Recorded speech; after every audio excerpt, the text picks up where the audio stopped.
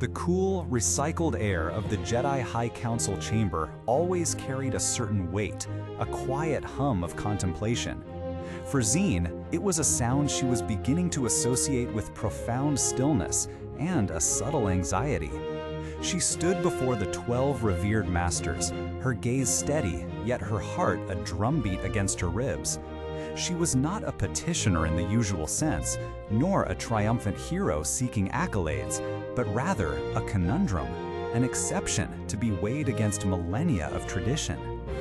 Master Yoda sat at the center of the semicircular table, his ancient eyes, as deep and knowing as the Force itself, observing her with an intensity that felt less like scrutiny and more like deep, patient understanding. The air, thick with unspoken doctrine, felt stretched, perhaps even thinned, by the unusual circumstances of her presence. Zine was not a child brought for initiation, nor a foundling discovered just in time. She was past the age, far beyond the tender years when the Force first called to younglings for traditional training. The Council had deliberated long and thoroughly, and the initial judgment, though rendered with regret, was clear. Zine was, by the Order's established metrics, simply too old to begin the path of a Jedi in the conventional sense. This was the core of the dilemma. The Jedi Order, for all its wisdom and reach, operated on a foundation of strict, time-honored rules. Training began young, impressionable, allowing the discipline and philosophy to be woven into the very fabric of a being before the complexities of adulthood could take too firm a hold. Zine, however, had come to them later, her journey not one of early discovery, but of courageous self-sacrifice and an undeniable connection to the Force that had manifested under dire circumstances. To dismiss her, to turn her away, felt discordant with the very spirit of what she represented, even if it adhered strictly to the letter of their law. It was in this moment of quiet impasse that Master Yoda's influence began to subtly reshape the discussion. He spoke not of regulations or precedents, but of the person before them. He spoke of Zine's extraordinary courage, her selfless acts, her unwavering spirit in the face of immense challenge. He reminded them of her inherent value, demonstrated not through formal training, but through raw, courageous action in defense of others. He knew deeply that rigid adherence to a doctrine, no matter how well-intentioned, could sometimes obscure the very essence of what the Jedi stood for: compassion, protection, and the potential within all living things. And so, after much further reflection, a decision was reached, one that might have startled the more traditional among them had it not been championed by the wisest of all masters.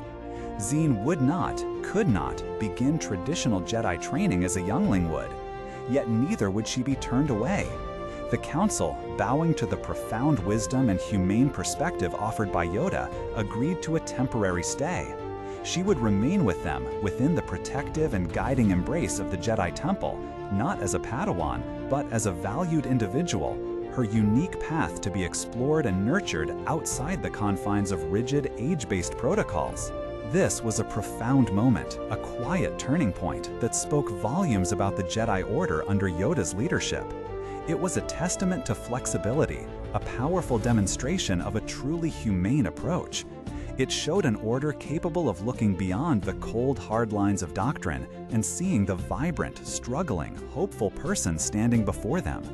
They valued individual character and the unique potential she offered above all else. Yoda, with his unparalleled understanding of the living Force, understood that wisdom often lay not in the unyielding application of a rule, but in the compassionate discernment of when a rule, for the greater good, might gently bend.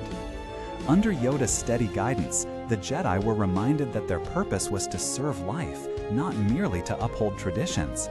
Zine's presence within the temple, even temporarily and unconventionally, became a silent beacon, a living embodiment of the truth that worth is not confined by age limits or predefined paths.